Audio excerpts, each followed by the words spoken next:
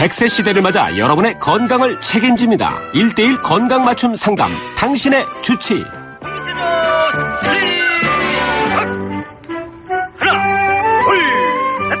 당신의 전성기 오늘 4부 당신의 주치 함께합니다.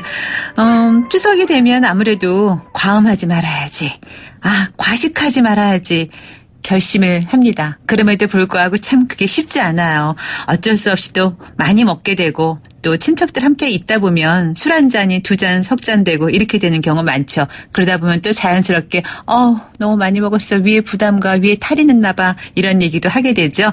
그래서 위장 질환이 발생하기도 쉬운데, 사실 뭐 꼭 추석 명절 이런 때 아니더라도 평소에도 속이 좀 더부룩하고 속이 좀 쓰리다, 이렇게 만성 소화불량과 위염 증상에 시달리는 분들이 요즘엔 좀 많이 계시더라고요. 그래서 오늘 당신의 주치 이 시간에 대림성모병원 소화기내과 김지원 진료과장과 함께 위장 질환의 원인과 치료, 그리고 예방법에 대해서 이야기 나눠보도록 하겠습니다. 선생님 안녕하세요. 네, 안녕하세요. 네, 오늘 의사 선생님 답지 않게 너무 패셔너블하게 멋있습니다. 파란색 넥타이가 아주 포인트가 딱 돼서 네. 기분이 참 좋아요. 네, 감사합니다. 네, 자, 긴 연휴가 이제 얼마 안 남았어요. 네. 다음 주 일주일 또 훌쩍 지나갈 것 같고, 그러다 보면 이제 추석 명절 뭐 여러 가지 계획도 세우고 미리 준비할 것도 많은데, 또 이 연휴가 길다 보면 좀 컨디션이 안 좋으신 분들은 좀 걱정거리가 있는 게 병원문을 그렇죠. 여나 안 여나. 네. 그게 좀 사실 좀 응급 상황 발생했을 때는 굉장히 중요한 문제잖아요. 네, 연휴 기간에는 어떻게 병원? 일반적으로 지금 임시 공휴일인 10월 2일과 대체 공휴일 10월 6일에는 대부분의 병원들이 정상 진료를 하고요. 네. 네, 제가 근무하는 병원도 정상 진료를 예정을 하고 있습니다. 네. 이제 그 이외에 좀 쉬는 날에 갑자기 병원을 가실 일이 생기게 되면 중앙응급의료센터에서 운영하는 홈페이지에서 그 해당 사시는 곳에 진료가 가능한 병의원들을 검색해 보실 수 있습니다. 중앙응급의료센터. 네네. 네. 국립중앙의료원에서 하는 네. 홈페이지인데요. 네. 거기에 가셔서 이렇게 해보시면 진료 가능한 날짜라든지 진료 가능한 병원, 의원, 그리고 약국도 찾아보실 수 있습니다. 네. 국립중앙응급의료센터 홈페이지에 들어가셔서 찾아보시면 이제 아실 수 있겠고요. 왜냐하면 너무 길다 보니까 또 혹시라도 뭐 예고 없이 아프잖아요. 아픈 그렇죠. 게. 그러니까 걱정하시는 분들 많이 계실 것 같아요. 자, 추석 때 참 뭐 여러 가지가 풍성한데 특히 이제 먹거리가 참 많잖아요. 네. 먹을거리도 또 많이 준비들도 하고, 그래서 다짐을 하지만 그래도 먹게 됩니다.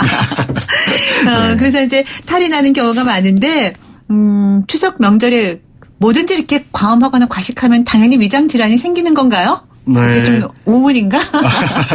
네, 사실 많이 드신다고 해서 꼭 위장 질환이 발생한 건 아니지만, 네. 이제 발생할 가능성이 높아지겠죠. 네. 더군다나 이제 추석에 드시는 음식들이 대부분 다 기름지고, 또 아까 처음에 말씀해 주셨듯이 반가운 사람들 많이 만나면 과음도 하게 되고 하다 보면 위염이나 아니면 위궤양 이런 것들이 발생할 수도 있습니다. 네. 더군다나 이제 그렇게 많이 드시게 되고 음주를 많이 하게 되면 기존에 갖고 있던 역류성 식도염이나 아니면 소화성 궤양 이런 것들이 악화되실 수도 있고요. 네. 또 이제 명절에 음식을 많이 해서 이렇게 놔두다 보면 그 음식이 상한 음식을 먹고 식중독에 걸리는 경우도 많습니다. 그렇죠. 그 식중독 같은 거 지금 말씀이 나와서 생각나는데, 여름철에는 의례 이제 조심을 하잖아요. 날이 더우니까. 근데 이제 요즘같이 약간 선선한 느낌이 드는 가을에는 이 정도 날씨에 좀 괜찮겠지 하고 조금 방치한다 그럴까요? 그렇죠. 예, 그런 경우에 오히려 또 식중독 가능성이 높은 거네요. 훨씬 높습니다. 그렇군요. 네, 이제 지금 위염, 위궤양, 역류성 식도염 이렇게 말씀을 해주셨는데 그게 조금씩 혹시 다른 거잖아요. 어떻게 좀 진행 속도가 다른 건가요? 또 증상 좀 알려주시죠. 일단은 그 부위가 다릅니다. 네. 역류성 식도염이라고 말씀드리는 거는 이제 식도 하부에, 그러니까 위에서 올라오는 위 물질, 특히 이제 산에 의해서 식도 하부가 손상을 받아서 생기는 걸 우리가 역류성 식도염이라고 하고요. 네. 위염은 위 점막에 손상이 생기는 걸 위염이라고 합니다. 근데 점막에 손상이 생긴 거가 조금 더 깊어져서 점막 밑에 있는 점막 하층이라든지 아니면 근육층까지 갔을 때 우리가 그걸 위궤양이라고 하고요. 증상은 보통 오목가슴 밑이 답답하다, 속이 쓰리다. 소화가 안 되는 것 같다. 이렇게 비슷하긴 하지만 명확하게 구분하기 좀 어렵습니다. 아, 그래요? 근데 이제 가끔씩, 신물이 올라오는 것 같아. 이런 얘기들 네네. 하잖아요. 네. 그런 경우를 우리가 근데 뭐라고. 신물이 올라오는 경우는 영수성 식도염에 굉장히 가깝습니다. 네. 그럼 역류성 식도염이 좀 있다 보면 그게 이제 또 위염이나 위궤양으로 갈 확률도 있는 거예요? 제가 아니요. 잘 몰라서 그래요. 네. 일단 그게 다른 거야, 완전? 네, 다른 병. 네. 하지만 이제 영수성 식도염이 있다는 것 자체가 위산 분비가 다른 분에 비해서 좀 과다하기 때문에 네. 그런 분들은 과식을 하거나 뭐 알코올에 노출이 많이 되거나 이런 경우에 위염이나 위궤양으로 갈 가능성이 좀 높겠죠. 네. 그러면 각각 치료는 어떻게 할수 있나요? 치료는 역류성 식도염의 위험, 위궤양 거의 비슷합니다. 네. 제일 중요한 치료는 나오는 산을 억제하는 양성자 펌프 억제제라는 우리가 보통 경구 알약을 많이 쓰는데요. 네. 그 알약과 함께 위산운동 개선제를 같이 사용하게 됩니다. 네.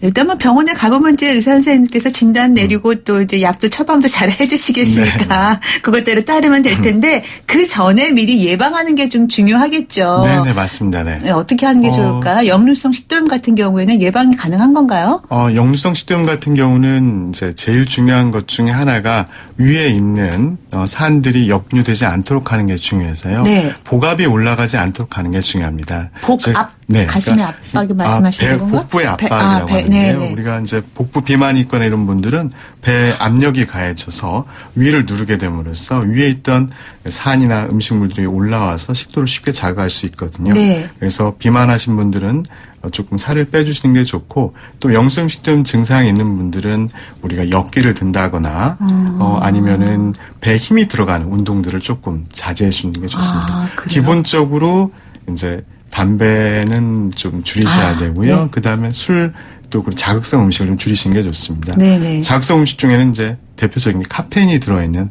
커피나 음료를 좀 줄이시는 게 좋습니다. 네. 그리고 뭐 짜고 맵고 이런 것들. 네네, 맞습니다. 거의 다 건강을 지키려면은 다 그렇게 기본적인 건 다 그거더라고요. 네네네. 술, 또 담배, 네. 뭐 과식 이런 네, 것들. 맞습니다. 네.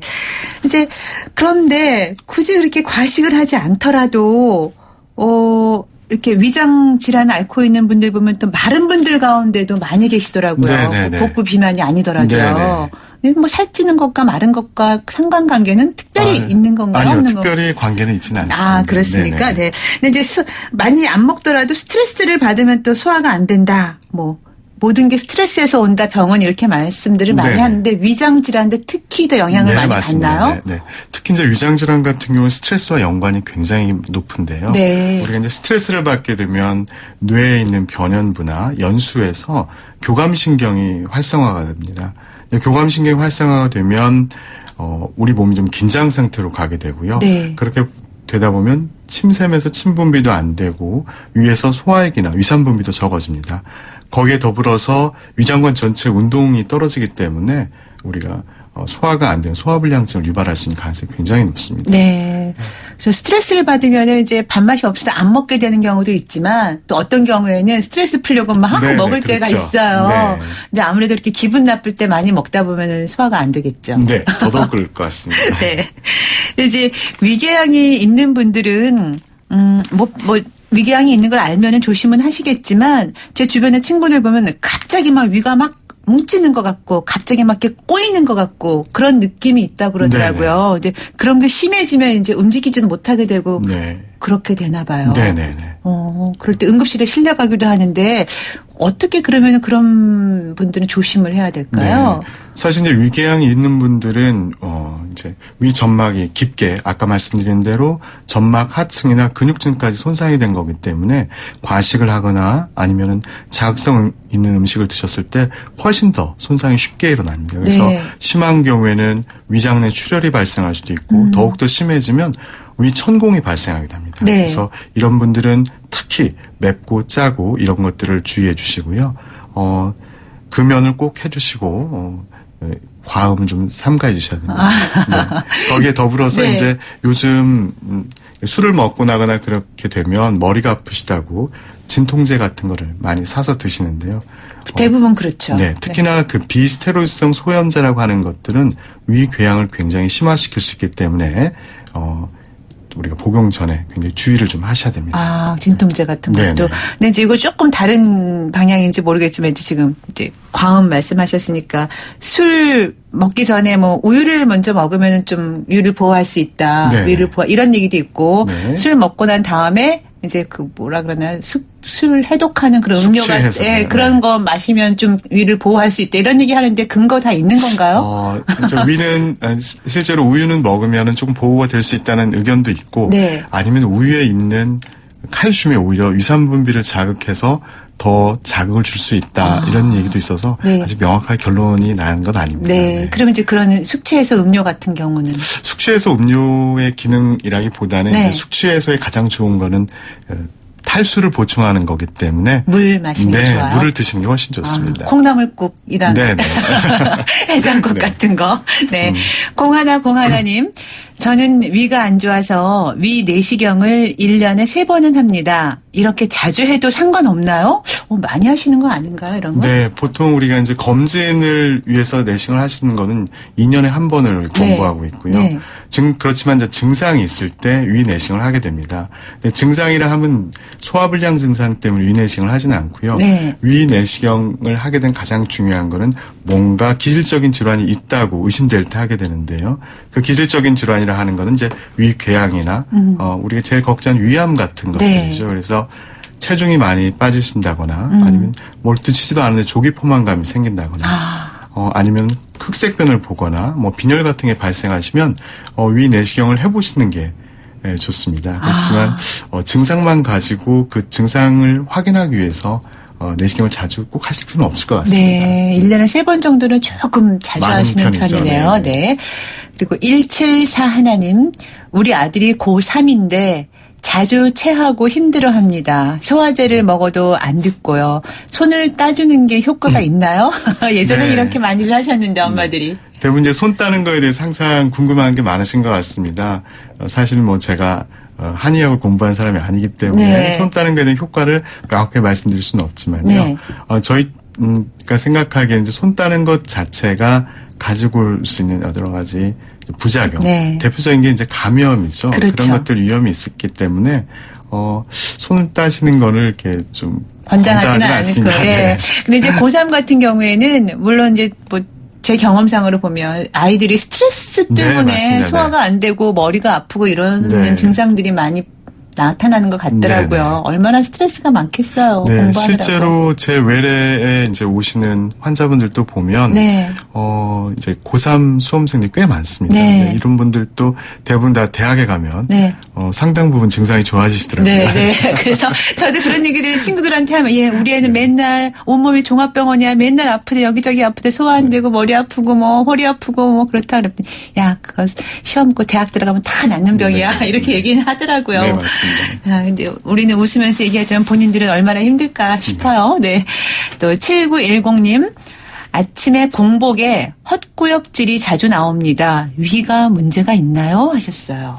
네, 이제 헛구역질이 나올 만한 이유는 이제 아마 위산과다에 의한 영향이 굉장히 크고요. 네. 공복에는 특히나 이제 위산과다로 인한 위 점막 손상 때문에 구역질이 좀 유발될 수가 있습니다. 네, 네. 특히 이제 주무시는 동안에 이제 산이 나왔던 것들이 모여있다 이렇게 헛구역질로 나올 수도 있습니다. 아, 그래요? 네. 그러니까 위에 꼭 굳이 특별한 문제가 없더라도. 네, 네, 네. 그러면 아침에 일어나자마자 좀 그냥 이렇게 물 한 컵 마시는 게 도움이 네, 될까요? 아주 좋은 습관입니다. 아, 네. 그래요? 네. 자, 앞으로 물 한 잔 먼저 드셔보시면 어떨까요? 네. 자, 그리고 8897님. 장염은 한 번 걸리면 더 자주 걸리나요? 하고 이제 장염에 관한 질문을 해주셨네요. 네네. 사실 장염이라고 하는 거는 이제 크게 두 가지가 있는데요. 네. 바이러스가 원인인 경우도 있고 세균이 원인인 경우도 있습니다. 네. 특정인이 장염에 더 잘 노출되는 건 아니고요. 아. 우리가 감기나 폐렴이 뭐 잘 걸리는 사람이 있다, 뭐 그렇게 없는 것처럼 일반적으로 장염도 일회성으로 오는 감염이라고 생각하시면 네. 좋습니다. 근데 이제 그게 한 번 장염에 걸린 사람은 그 다음에 걸릴 확률이 점점 높아지고 그런 건 아니죠? 네, 그렇지는 않습니다. 대신 이제 장염에 걸렸을 때 아까 말씀드린 것처럼 상한 음식을 먹었다든가 이런 또 환경 노출에 때문에 그런 게 걸리기 때문에 그런 생활 습관의 교정이 되지 않아서 비슷한 환경에 노출돼서 그런 빈도가 높아질 수는 있어도 어떤 개인의 면역 체계나 이런 것들 때문에 더 잘 걸리지는 않습니다. 네. 그리고 1974님, 저는 20대인데요. 변비가 심각합니다. 대장 내시경을 해봐야 할까요? 주변에서는 대장 내시경은 40대 해도 된다고 해서요. 사실 20대 때 변비가 심하면 참 힘들 것 같아요. 네. 피부에도 일단 좀 안 좋을 것 같고 제 네네. 생각으로. 아마 20대 분들이 변비가 생기는 원인 중에 제일 흔한 거가 너무 적게 드셔서 그렇습니다. 다이어트나 이런 것들 때문에 네. 음식 자체를 적게 먹고 또 섬유질 섭취가 적고 그러다 보면 변비가 올 수 있는데요. 네. 너무 안 먹어서. 네네. 그래서 그런 분들은 일단은 섬유소 섭취를 조금 많이 하셔서 네. 증상 개선을 해보고요. 그게 안 될 때는 이제 다른 변비약들을 전문의 선생님과 같이 상의해서 네. 드시는 게 좋을 것 같습니다. 예. 변비가 심할 때는 일단 이제 좀 지금 말씀하신 것처럼 섬유질 채소들을 많이 야채들을 많이 먹고 네. 그다음에 물도 좀 많이 마시고 네네. 좀 많이 움직이고 해보면 조금 네네, 뭐 맞습니다. 괜찮아지지 않을까 싶기도 한데 지금 이분은 대장 내시경을 해볼까 하셨는데 네, 변비 때문에 대장 내시경을 20살 때 하실 필요는 없을 것 같고요. 네. 저희가 이제 국가 검진으로 대장 내시경 하는 가장 큰 이유 중에 하나는 암을 검진하는 것도 있지만 이제 암이 발생하는 것들의 한 70%는 용종으로부터 발생하기 때문에 네. 그 용종을 미리 찾아서 절제해 줌으로써 발생할 수 있는 대장암을 막기 위한 프로그램입니다. 네. 그래서 아까 말씀드렸듯이 어떤 그런 경고 증상 혈변이 있다거나 아니면 뭐 체중이 빠진다거나 복통이 있다거나 아니면 그쪽이 뭐 덩어리가 만져진다거나 그런 증상이 없으시면 일단은 병원을 방문하셔서 내과적 치료 먼저 해보고 네. 그런 치료에 전혀 반응이 없을 때 네. 그때 해보시는 게 좋지 않을까 네. 생각합니다. 근데 변비가 심한 경우도 걱정이지만 또 설사를 많이 하시는 분들도 네, 굉장히 네. 걱정들을 많이 하시더라고요. 네, 네. 그건 또 왜 그런 걸까요? 일단 이제 그 변비나 설사를 특별한 기질적 원인이 없는데도 이제 변비나 설사를 많이 하는 분들이 있는데요. 과민성 대장 증후군이라고 저희가 네. 부릅니다. 보통 우리나라 인구의 한 10% 정도, 뭐 적게는 6%에서 많게는 10% 정도 이완된 걸로 알려져 있는데. 긴장을 하면 또 설사를 하는 분들도 맞습니다. 있어요. 그게 아주 전형적인 과민성 대장 증후 설사형입니다. 네. 그래서 어떻게 계산을 해야 되나요? 일단은 제일 중요한 거는 과민성 대장 증후 환자분들은 식품에 대한 어떤 식품을 드셨을 때 그 식품에 대한 소화 능력이나 이런 것들이 조금 떨어져 있는 게 있고요. 네.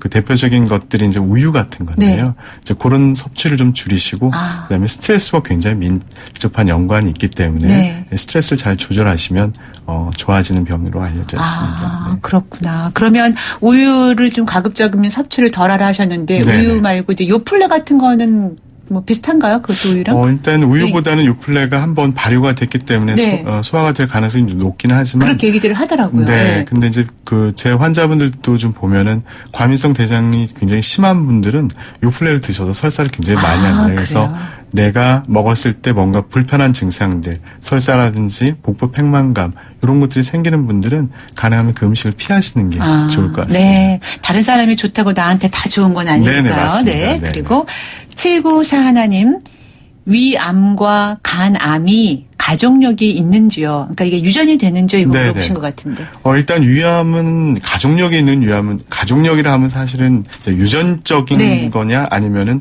환경이 비슷하기 때문에 그 가족에게 나타나냐 약간 차이가 있습니다. 네. 실제적으로 우리 위암에 유전성이 있다고 보여지는 거는 5% 미만입니다. 굉장히 적습니다. 네. 하지만 가족력은 조금 무시할 수가 없는 게 왜냐하면 가족이라는 것은 식생활 자체나 그렇죠. 생활 습관을 공유하기 때문인데요. 우리나라에서는 이제 제일 중요한 것 중에 하나가 헬리코박터 감염도 있지만 네. 짜게 먹는 식습관 네, 때문에 그렇습니다. 네, 네. 그래서 그런 생활 습관을 공유하면 우리가 암에 노출될 수 있는 확률이 조금 더 높기 때문에 가족력은 어느 정도 좀 있다고 생각할 수 있고요. 네. 그래서 직계 가족 중에 위암이 많이 발병된 분들은 아무래도 좀 우리 실제 하는 검진보다는 조금 더 미리 네. 위내시경을 해보시는 게 좋을 것 같습니다. 네. 생활 습관도 좀 개선을 네네. 해보고요. 간암 같은 경우에도 간암은 비슷한가요? 유전력이 거의 없고요. 이제 아, 간암 그래요? 같은 경우에는 실제로 제일 중요한 것은 바이러스성 간 질환이 제일 원인이 많이 됩니다. 그래서 B형간염이나 C형간염, 네. 거기다 알코올성 간질환이 있는 분들이 이제 간암으로 많이 진행을 하게 되는데요. 뭐 이것도 가족력이 더 큰 건가요? 맞습니다. 근데 B형간염 같은 경우가 예전에 우리가 이제 B형간염이 있다는 걸 알게 된 지 얼마 되지 않았거든요. 네. 그래서 B형간염은 주로 감염된 다음에 오랫동안 만성화되는 게 문제가 됩니다. 그리고 우리가 만성 비형간염이라 부르는데요. 네. 보통 수직 감염이라고 해서 아기가 태어날 때 산도를 지나면서 여러 가지 피나 분비물에서 엄마로부터 직접 감염되는 게 대부분이었습니다. 네. 그래서 그러다 보니까 가족 내에 같이 비형간염을 어머니가 비형간염이면 비형간염인 환자분들이 많고 네. 또 그런 분들이 비형간염에 대한 적절한 치료를 하지 않고 모르고 계셨다가 이 암이 생기는 경우가 많아서요. 이제 우리가 가족력처럼 보긴 하지만 그 바이러스가 제일 큰 원인입니다. 네. 어쨌든 간에 이제 이렇게, 식습관이 굉장히 중요하다고 말씀하셨잖아요. 네네. 그 생활 습관을 공유하는 것 자체로. 네. 그래서 우리가 이제 추석 명절 때 가족들이 모이다 보면 음식을 많이 먹고 이 접시 저 접시 이 반찬 저 반찬은 숟가락 젓가락 같이 다 다는데 네네네. 되도록이면은 각자 나눠서 따로따로 이렇게 먹는 습관을 네, 기르는 게 좋습니다. 좋을 네. 것 같아요. 네. 그것도 중요한 부분이겠죠. 국이나 찌개 같은 그렇죠. 거 네네. 따로 먹는 게. 실제로 이제 헬리코박터 같은 경우가 이렇게 같이 음식을 먹으면서 전염될 수 있기 때문에 네. 각자 자기 식기를 가지고 식사를 하시는 게 더 좋을 것 같습니다. 네. 처음엔 불편할 것 같아도 그게 조금 더 합리적일 것 같다는 네네. 생각이 들어요. 자, 6690님.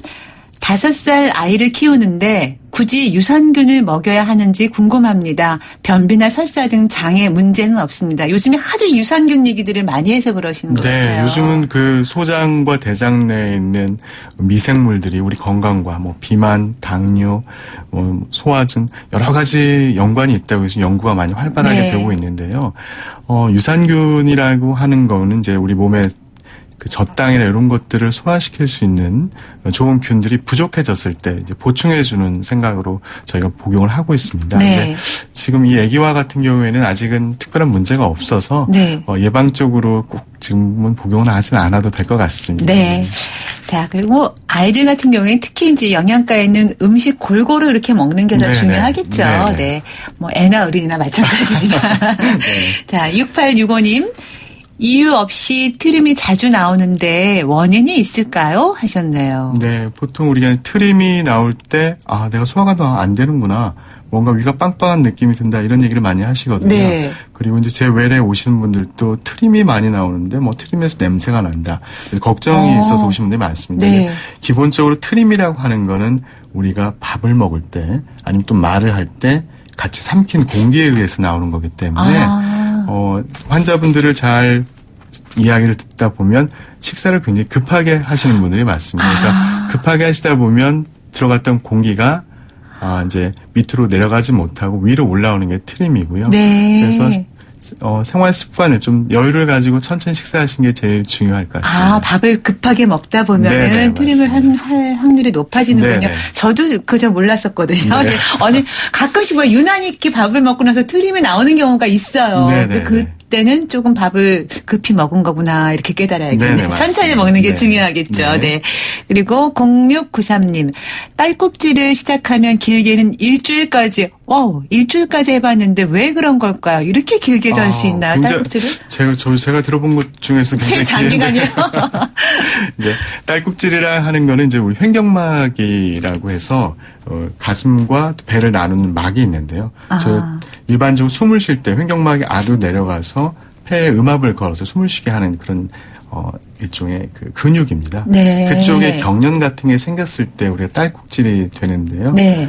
딸꾹질이 생겼을 때 뭐 여러 가지 민간 요법들도 있죠. 뭐 물을 많이 마신다거나 숨을 참는다거나 아니면 좀 책에서 소개되는 거는 혀 뒤쪽 부분을 눌러본다거나 네. 아니면 혀를 이렇게 잡아 뽑아본다 이런 것들도 많이 있는데요. 실제로 약을 통해서 교정되는 경우도 좀 있습니다. 네. 그래서 딸꾹질 자체가 큰 문제가 아니시면 좀 불편하셔도 일시적인 증상이다라고 생각하시고 너무 걱정 안 하셔도 될 것 같습니다. 네, 너무 걱정 안 하셔도 된다고 하십니다. 오늘 저희가 이제 추석을 앞두고 과음 과식과 관련해서 이제 위장에 탈이 날 수 있다. 그래서 이제 미리 예방 차원에서 그리고 지금 또 위장 질환을 앓고 계신 분들과 이야기를 나누고자 이제 오늘 선생님과 함께 했는데 저희가 질문을 거의 다 못 드리겠어요. 왜냐하면 너무나 지금 많은 분들이 문자로 질문을 많이 해주셔서 저희가 준비한 질문을 다 못 드리고 마무리를 해야 될 것 같아요. 너무 아쉽습니다. 자, 마지막으로 그러면 뭐 여러 가지 예방법이 많이 있겠지만 튼튼하고 건강한 위장을 위한 평소의 예방법을 소개해 주신다면 네, 어떤 게 있을까요? 네, 사실은 모두 잘 알고 계시는 것들입니다. 네. 적게 먹고 천천히 꼭꼭 씹어서 먹고 그리고 이제 적절하게 스트레스 관리를 하고 운동을 하시고 네. 맵고 짠 자극적인 음식을 좀 줄이고 네. 흡연과 과음을 좀 줄이시면 네. 적절한 위장 건강을 유지하실 수 있는데 네. 누구나 잘 알면서도 사실은 실천이 어려운 것들이죠. 그래서 그렇죠. 모든 걸 한 번에 하기 어렵으시다면 뭐 하나씩이라도 천천히 해보시면 네. 평생 좋은 건강한 위장을 가지고 사실 수 있을 것 같습니다. 네. 오늘 이렇게 해서 좀 이제 추석 전에 우리가, 위장 질환에 대해서 이야기를 나누면서 건강한 추석을 보낼 수 있도록 마련한 시간이었는데요. 함께 좋은 말씀 나눠주셔서 고맙습니다. 네, 감사합니다. 네. 네. 대림성모병원 소화기내과 김지원 진료과장과 함께한 시간이었습니다. 당신의 전성기 오늘 금요일 순서 또 마칠 시간이 벌써 다가왔습니다. 마치기 아쉽지만 어쩌겠어요. 시간이 다 됐는데 오늘 벌써 끝곡 띄워드리면서 저는 물러가야겠습니다. 오늘 끝곡은 예민의 꽃이 바람에게 전하는 말 준비했습니다. 노래 들으면서 인사드릴게요. 편안한 주말 보내시고요. 가을 날씨가 부러워할 만큼 더 신나는 주말 보내시기 바랍니다. 월요일 아침 10시 20분에 다시 올게요. 지금까지 김명숙이었습니다. 여러분, 오늘이 가장 젊은 날입니다.